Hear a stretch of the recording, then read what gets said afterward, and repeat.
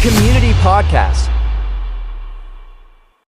Hi, everybody. Welcome back to the Community Podcast. Today I have Donya with me. She is not only a high-praised yoga instructor, she is also a Henson Building advocate. So let's hear a little bit more from her. Donya, you have been a part of Parks and Recs since I can remember. Tell me a little bit about how you got started with yoga, specifically in Parks and Recs. My husband and I moved to Louisa in 2004. Actually, I was commuting from our last place, and he was working down here. And I started teaching at the request of people in my neighborhood over at Blue Ridge Shores. Mm-hmm. And the classes grew.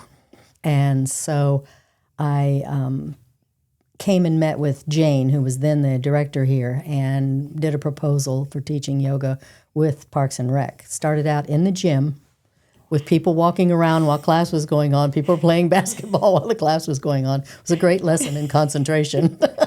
We had a good time. And then they moved us to the conference, what we use as a conference room now. But the class was too large. So Jane found space in what was then called the old library. Okay. And so I started working here, or for Louisa County Parks and Rec in 2008. And in 2012, moved to the old library. I have a hard time saying that now because it's the Henson Building. It's engraved in your mind, kind of. It is, for sure. So tell me a little bit about how you got started with yoga in general. Like, what made you so passionate about it? In 1973, I started taking yoga. My husband and I were living overseas, and the yoga teacher told me I should quit because I didn't know how to breathe. So I kind of gave up yoga for a little while. Okay, we got back to the States, and I started having a problem with my arthritis. Mm-hmm. And saw a doctor, and he told me that I was going to be in a wheelchair within 10 years, and I'd be in it for the rest of my life because of my arthritis. So I wasn't happy with that, so I went and saw another doctor, and he sent me to a chiropractor, and the chiropractor said, you need to get back into yoga. So I went back into yoga, and I'm 78, and I'm not in a wheelchair. So I attribute that all to yoga. The other thing that happened is after I moved to Louisa, I was seeing another chiropractor, and she noticed that every time there was stress in my life, I would get sick. Mm-hmm. And chiropractors see you regularly so she can see the patterns of behavior. And she suggested that I might have an adrenal problem, and she ran a test, and lo and behold, I did have an adrenal problem. Went to see an endocrinologist, and he confirmed that I was in adrenal failure. And the adrenals are two walnut-sized organs in your body that control your flight or fight. Mm-hmm. And mine were shot. And he told me that if I was in a car accident, I was going to die. And not only did he tell me, but my general practitioner, as well as a chiropractor, told me that if I was in a car accident, like I just said, I would die, and that the only reason why I haven't had a problem is because of my yoga classes. So I'm dedicated to it, and I plan to do yoga for the rest of my life. And my students currently right now are saying, you can't stop teaching. And I'm like, I'm 78. One of my previous teachers stopped when she was 70 and said everybody should stop at 70. And of course, I'm 8 years down the road. And I'm like, okay. So now I'm looking at 80 and then maybe 85, and we'll see. We'll keep going. Right. So it brings up a good point, though. Your yoga classes have grown significantly. Tell me about what you advocate to that success of your program, and what would you want your students to say about you and get from your class? Well, there's a couple fun things, good things. There's a Sanskrit word called Sanga. Mm-hmm. And Sangha means close-knit community. And we are a close-knit community. Even though new people come in, new people are accepted right away. They become part of the conversation. We start the class with, how are you doing? How are you feeling? I observe the class as they come in. I change my plan every day because somebody might be limping, and what I was going to do would be hard on whatever's going on in that person's body. But we also call the class or not yoga among ourselves. Mm-hmm. We've thought about advertising it that way, but not sure how that would fly. But we call it or not because the key is you've got to do what's right for your body in any moment. So some days you can do something that would be considered really hard, and other times you can't even think about doing that same thing. So it's or not yoga. Back off. You have options of other poses that you've learned that you can go to rather than doing something that your body's just not ready to do in that day. And I have shoulder issues, so I'm a really good example. I'll say, here's what you're going to do, but I'm not. And they all giggle and laugh. And we do a lot of laughing. We do a lot of giggling. I have students that are athletes. They say they most of them, the athletes are pickleball groups, so that's kind of fun. They're very close-knit, and they're cute as a button. And they will, some of them will say they come to yoga so that they're better at pickleball, and others say they come to yoga so that they can recover from what's happened to them in pickleball, which is great. It's just wonderful. I have students that have are recovering or are in remission from cancer. I have students with hip replacement, knee replacement, and that's why it has to be or not. Knee replacement, hip replacements, there's certain things your hip isn't going to go to or your knee isn't going to go to because with the hip replacement or the knee replacement, it's changed your movement. And I have a pretty good background in anatomy, so it's fun to be able to understand where they are and what's going on and try to help them out. Yeah. So anyway, everybody just has a good time. Most people come and stay. I have one student that I've had since I started in the Henson Building. Wow. Yeah. So I have been able to have the pleasure of coming in and seeing some of your classes and just the joy that y'all have. Like y'all truly want to be there, not just for the yoga, but for each other. Like you said, what did you say, Sanga? Sanga. Sanga. And I heard you say that one time in a testimonial that we asked you to give. And it truly just to the epitome of the word. That's what y'all are. Y'all are just such a close-knit group that, like you said, welcomes everybody. I mean, I had never met any of your class participants, but they made me feel so welcome coming in. And it's nice hearing that, y'all have built that community. Yes. And that y'all make modifications no matter where somebody's at in their life or what their body's ready for. So, and I learn as much from them as they learn from me. You're a lifelong learner. I am. And I love try to that. be anyway. So another thing that I know you're just as passionate about is the Henson Building. Oh, I am. So now's your time to shine. Tell me a little bit about the Henson Building. Let's start with some of the history, maybe. Well, it was started with Mrs. Henson, who was the first Girl Scout teacher or Girl Scout master, I think they're called, whatever. And let me get the dates right here. She started in 1938. Wow. Conducting classes with the Girl Scouts in Louisa and decided to build the building. And they had it built, but they owed some money, and they did all kinds of events, the Girl Scouts. They had horse shows.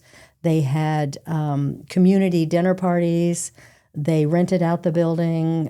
They had talent shows and did all these wonderful things to earn the money to pay off the debt. So they had their building. And they stayed in the building for until 1975, I believe. Yes. And that's when her daughter took over, Frances Ann. Her granddaughter still lives in Louisa. I think more than just one granddaughter, but I got to meet with the one granddaughter. And she was so touched that we were changing the name of the building to the Henson Building. And it warmed my heart to go through all that.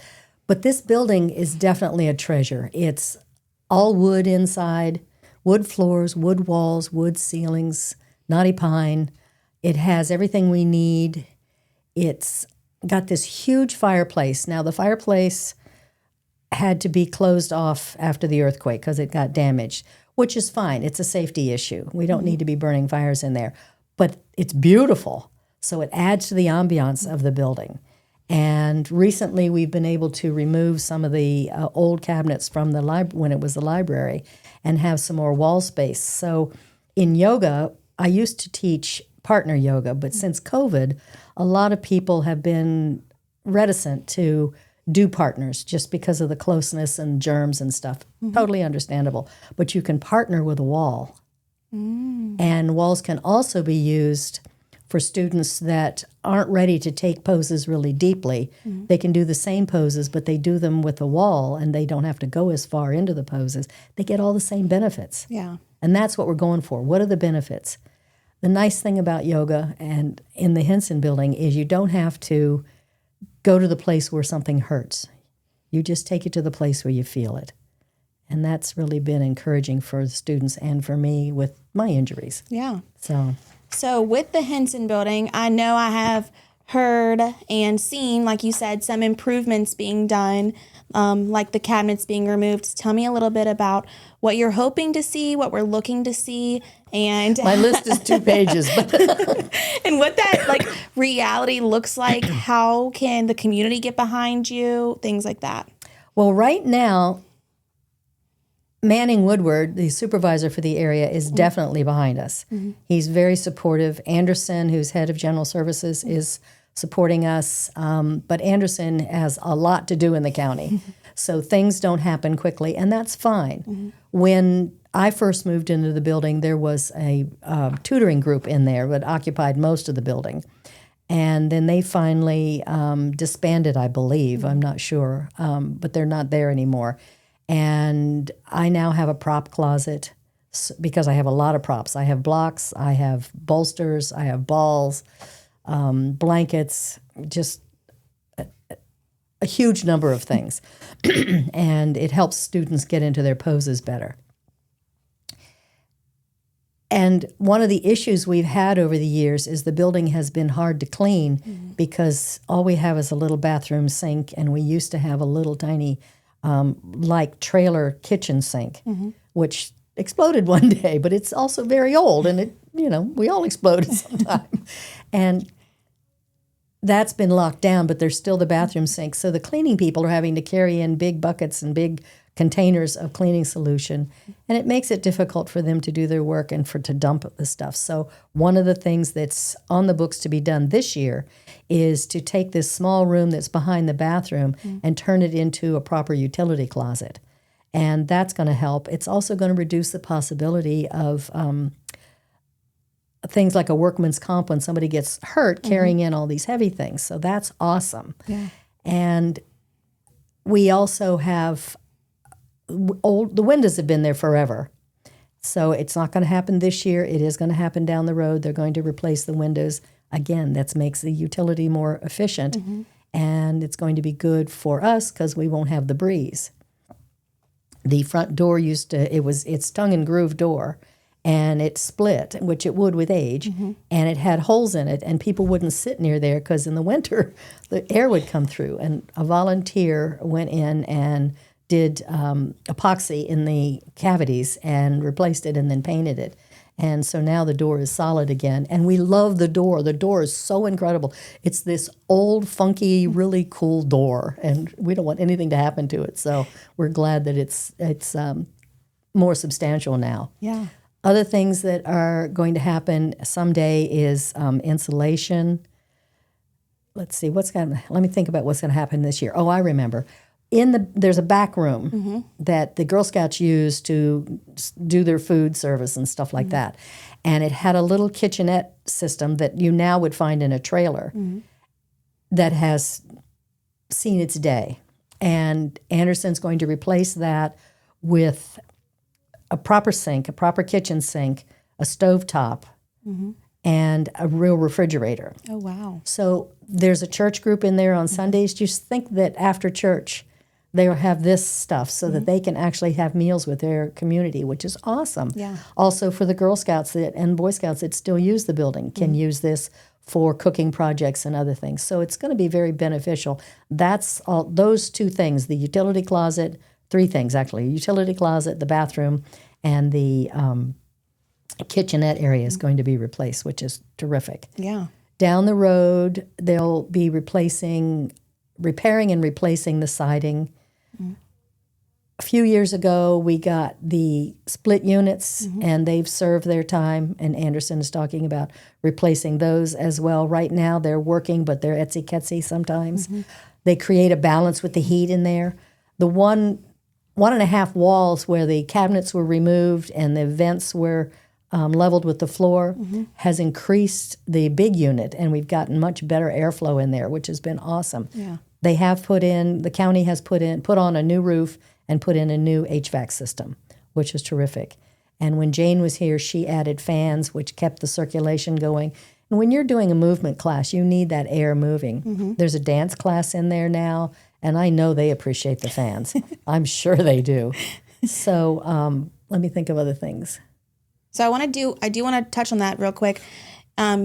This building is not just served for yoga. Like you've mentioned before, so many other programs are served by that. So it's Girl Scouts, Boy Scouts, Cub Scouts. Tai Chi, not just your yoga class, another instructor, Christy Wilder's yoga.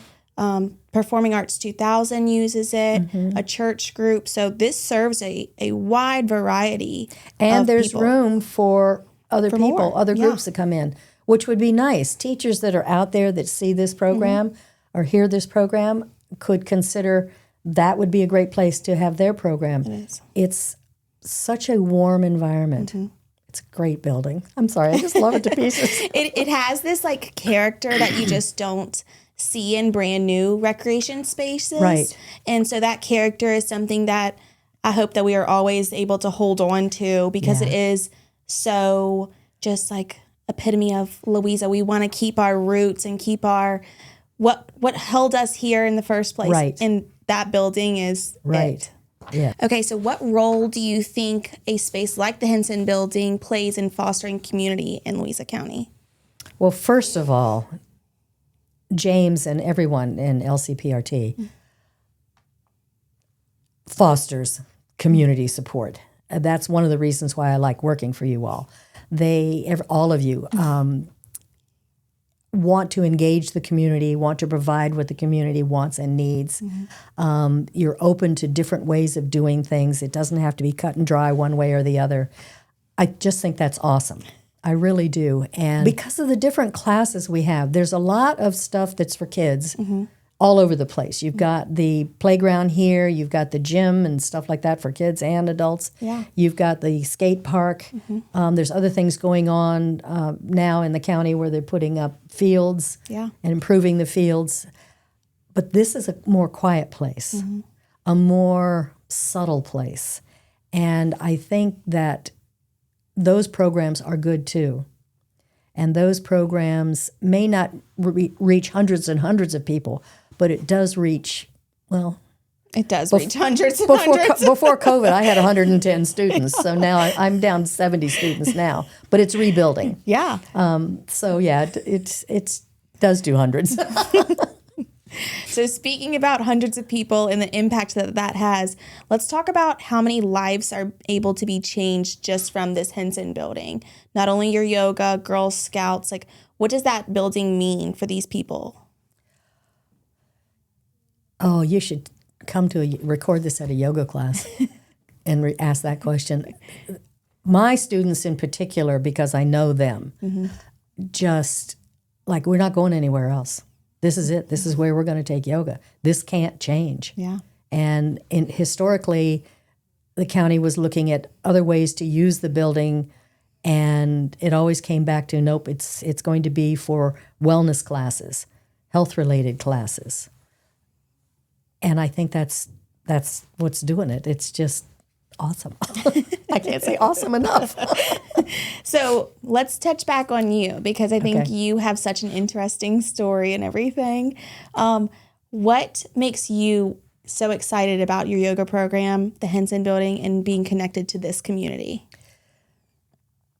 Well, the last thing you said, it makes me connected to the community. If I go and eat somewhere, somebody will come up and say, "Aren't you the yoga teacher?"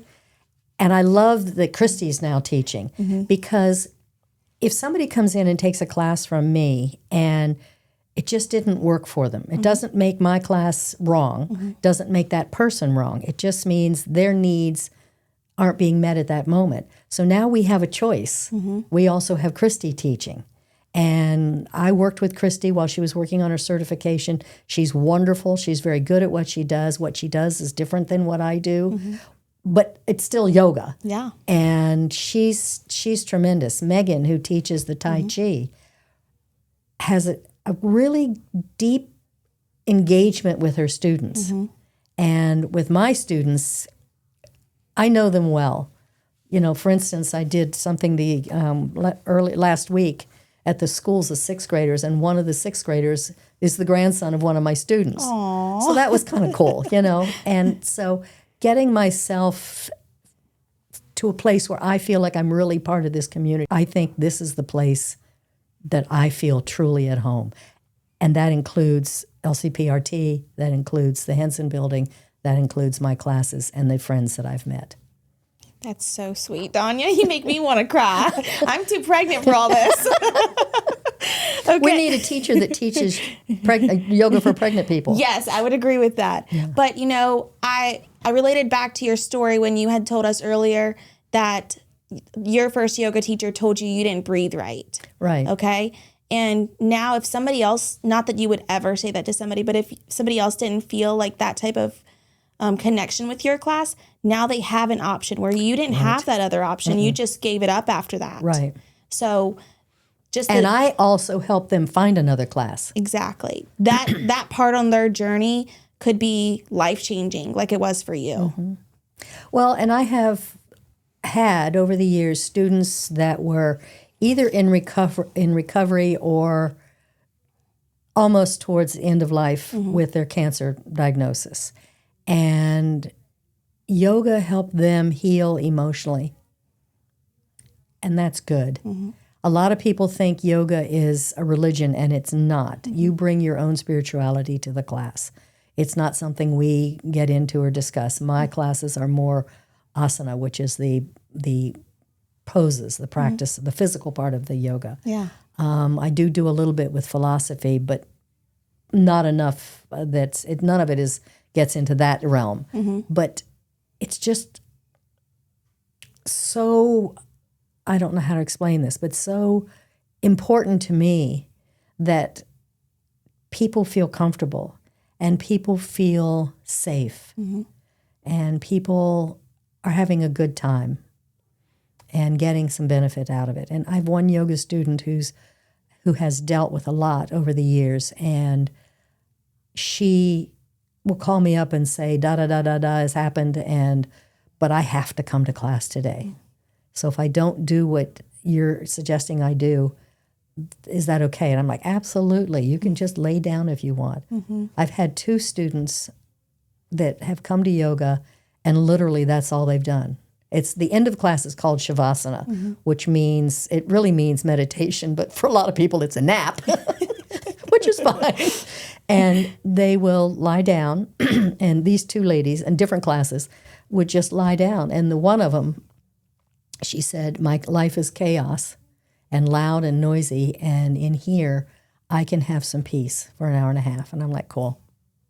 If it works for you, you do it. And the other thing that's really cool is Louisa County Parks and Recs has allowed us to keep the price palatable, especially in today's environment, but all along. So we can reach a lot of people that wouldn't be able to come to the class if they had to pay.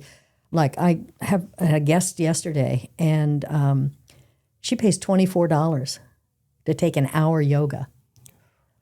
That's just a whole lot of money. Yeah. And, we charge $7. Yeah. And like you said, if they want to come and try a class, they can come on in. Come in for free. Try it out. You're not losing anything. The only thing that you can do is gain. Either you want to keep going or you don't. Right. Right.